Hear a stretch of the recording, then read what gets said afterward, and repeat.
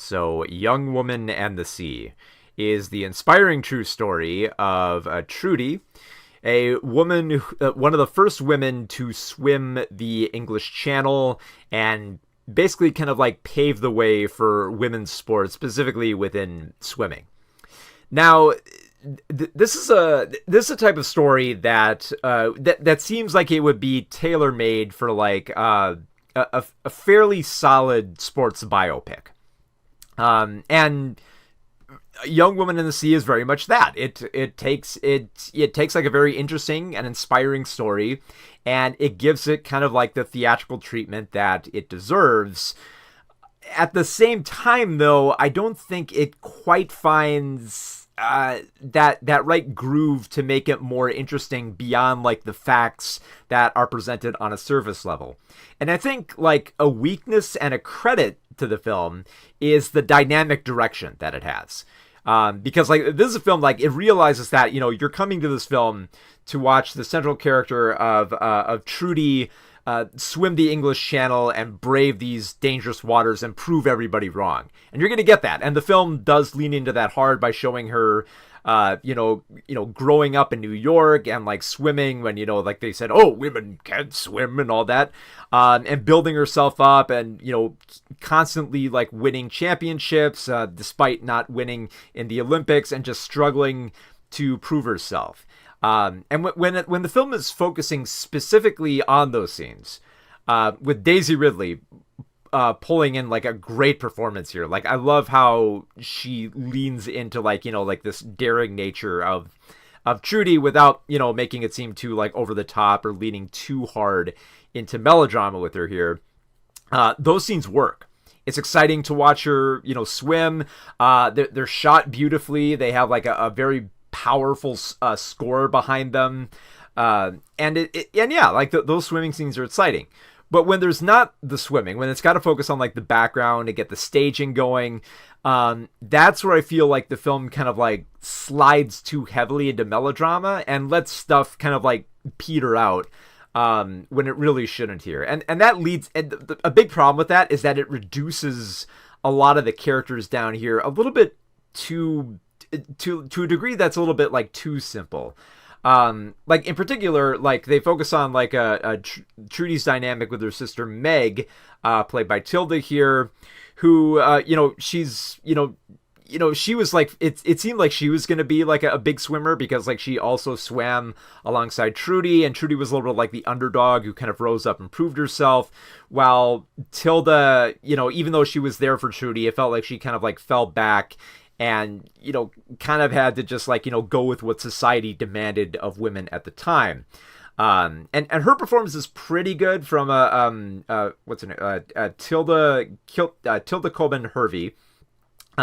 She does a pretty good job, but she's not given too much to work with here. Like she's mostly kind of like off in the background, like because we see a lot of scenes where Trudy is swimming and she'll like pop her head up from the water and see that Meg is talking to boys, or Meg is taking more of an interest in the family business, and it just kind of feels like Meg is kind of drifting more and more apart, until we get to like the big climax of the film where Meg is there for her sister and kind of helps her kind of make her way through the English Channel and prove everybody wrong. But it mostly feels like they reduce her to a little bit of like a cheerleader. Like she's just there to like, give Trudy a soundtrack to keep her going. Other characters are reduced a little bit more here. Like, Christopher Eccleston is playing, Jabez Wolf, who is a trainer of Trudy, but then also like sabotages her because, he's also kind of like, like I was going to swim the English Channel. She can't swim the English Channel. So he kind of becomes like the villain. And has that opportune moment where he's like drinking while listening to the radio, and then when Trudy finally does swim across like the channel, he just like grabs the radio and just throws it out the window. And it's like, and that's the moment that's like, it's like telegraphs. Like, okay, I see where this is going. They're setting it up. He's gonna throw a fit, isn't he?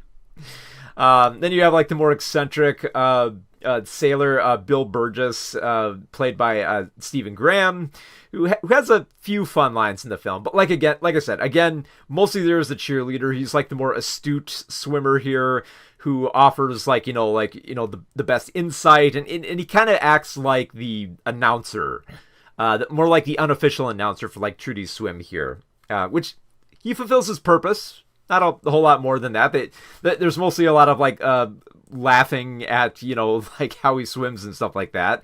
So he's mostly just there for like the comic relief, but only enough of the comic relief that you'd get from a character like that. And then other characters like Trudy's mother, who's like she's stern, but like she fluctuates between being stern and wanting to advocate for her girls to, you know, like blaze trails for women's rights, especially since she really wants her daughters to swim so that they don't end up like, you know, like the women who like die on boats just because they couldn't find a way off of it. And then Trudy's swimmer here, what was it? Charlotte, played by Cyan Clifford.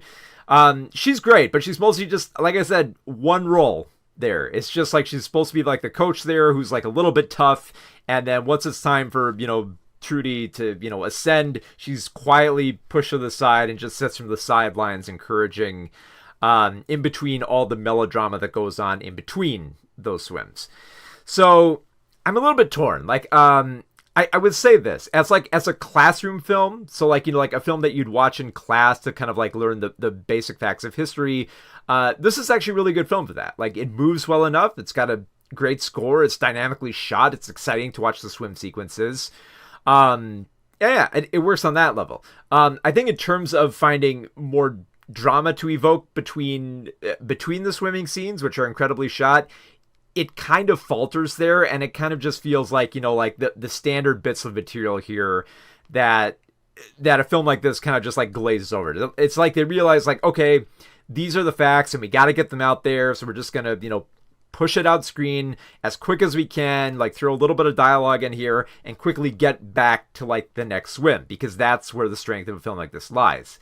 And if that were the case, I almost kind of wish that the film would have leaned a little bit more heavily into that and just kind of like kept more of that melodrama into the background. But at the same time, I can understand why they might set it up that way, because like, you know, it's set up in a way where like families can watch this film, and I imagine like, you know, a lot of like younger audiences are going to want to know some of the facts about like, you know, okay, well, why was this happening in society? You know, why did Meg go about this?